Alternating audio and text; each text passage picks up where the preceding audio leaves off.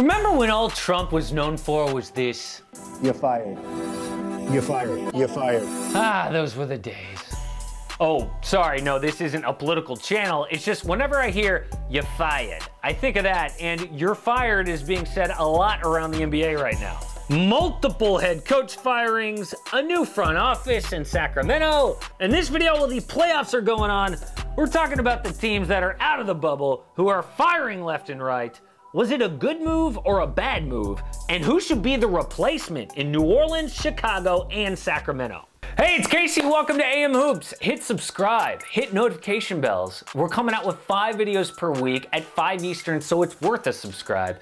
Today's video is sponsored by Exter. They are a wallet company that is better than your current wallet, I guarantee.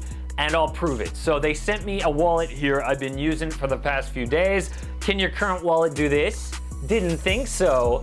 Cards pop out, keeps it sleek, nice in there. You can see, legit leather, looking good. So I've got my phone out here, downloaded the app. Let's say I lost my wallet. Nightmare, right? Not anymore. Huh? The wallet rings. It's got a little tracking device in here. It's a little card, you just put it in. Forget about it. If you ever lose your wallet, it'll ring in the house. If it's outside of the house, it'll show you on a map where your wallet is. Go in the description, use the discount code, get an Exter wallet. It is worth investing in. Legit, this is like one of the things that you have on you all the time, you use every day of your life. Invest in the best wallet out there, discount code in the description. The first move we gotta talk about is the Pelicans firing Alvin Gentry as head coach. This was a horrible decision. Alvin Gentry was the perfect fit for this team. Look, I agree they were the most disappointing team in the bubble. I mean, I predicted them to make the playoffs, but this was not on Alvin. This is on Zion Williamson for coming in out of shape and not ready to step up. The Pelicans are the most difficult team in the league to coach. They have huge expectations that come with having Zion, but they're not ready to win yet. These are the issues for New Orleans. 1, getting Zion's body right and keeping it that way. 2, fitting Brandon Ingram and Zion on the court offensively. Who's supposed to be the #1 guy again? And 3, getting the team to play at least above average on defense, which they don't do yet. So what direction do the Pelicans go in with this head coaching hire? Well, they think they're a win-now team, which they're not.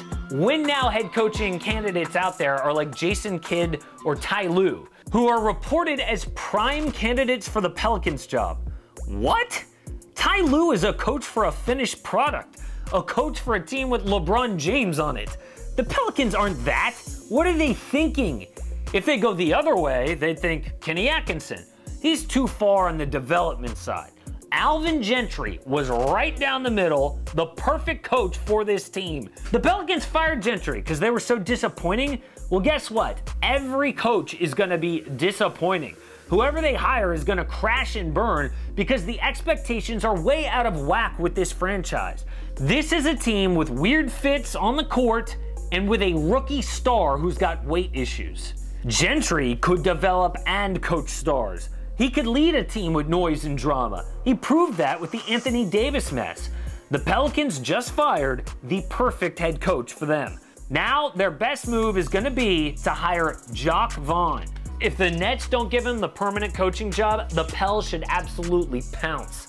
I've been so impressed with him so far in Brooklyn. Just look at how the Nets played with nothing on the line against the Blazers in that last seeding game. Vaughn gets his guys to play hard for each other. That is a great sign. I see him as between that development and win-now coach, a good rebound after a really bad decision to fire Alvin Gentry. The Bulls, on the other hand, did the exact opposite. Thank God they fired Jim Boylen. I feel bad saying that because he seems like a really good dude, but this was the most obvious move ever this offseason. He was like a college coach, a punch clock, unnecessary late timeouts that pissed off stars. You know who else runs things like a college sometimes? Greg Popovich. Only he earned it with all those championships? Jim Boylen just pissed people off. Combine that with messing up Lauri Markkanen's career, among others, and Boylen was on the hottest hot seat. He did so much damage to relationships with players, no free agent with options was gonna consider Chicago.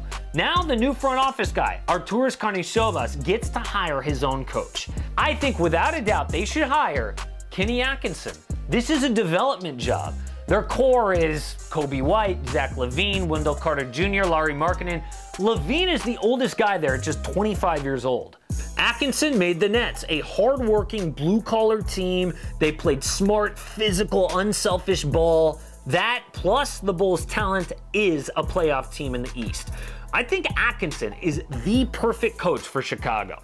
And finally we get to the Kings. And finally, Vlade Divac is out. Yes, Vlade resigning is great for the Kings. He never should have been hired in the first place. Vlade was great as a player for Sacramento, but all this guy did was get close to the new owner, Vivek Ranadive, and boom, he's running an NBA front office. That's insane. No experience, no knowledge of how the salary cap works, but he's a GM. How'd that work out? Well, still 0 playoffs in 14 years now. He overpaid Buddy Hield, Harrison Barnes, Corey Joseph, Trevor Ariza, and Dwayne Dedmon last year. When he got the job, it was the same thing with Zach Randolph, Aaron Aflalo, and George Hill. But of course, the worst move as GM, set the franchise back a decade, was taking Marvin Bagley III over Luka Doncic. We knew all this, and Vlade still got an extension last year. So clearly the problem is above Vlade for the Kings. The problem is team owner Vivek Ranadive. As long as Vivek Ranadive owns this team, they will make bad decisions and will be in trouble. That's why I wouldn't put it past them to keep Joe Dumars. Right now he is the interim and he is looking for a new GM. Who knows though if Dumars will still keep all the power in the front office. Dumars had a decent run in Detroit, but in the end, he set that team back for decades. He drafted Darko Milicic over Carmelo Anthony, Dwayne Wade, and Chris Bosh. He traded Chris Middleton for Brandon Jennings. He overpaid Josh Smith. They are just now getting him off their books. Hopefully for Kings fans, they do hire the right guy because the next 1 to 2 years is crucial. I predicted in a recent video the Kings will be the worst team in the Western Conference next season.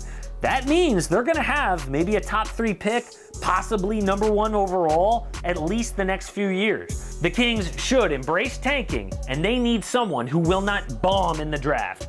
They don't need a Marvin Bagley over Luka or a Darko over Melo moment. They need to hire Matt Lloyd, who is an assistant GM in Orlando.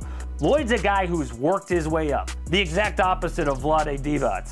He became a scout in 2003. He was in the Bulls front office as they built the Derrick Rose teams that competed in the Tom Thibodeau era. He's been the Magic assistant GM since 2012, and he's waited for an opportunity.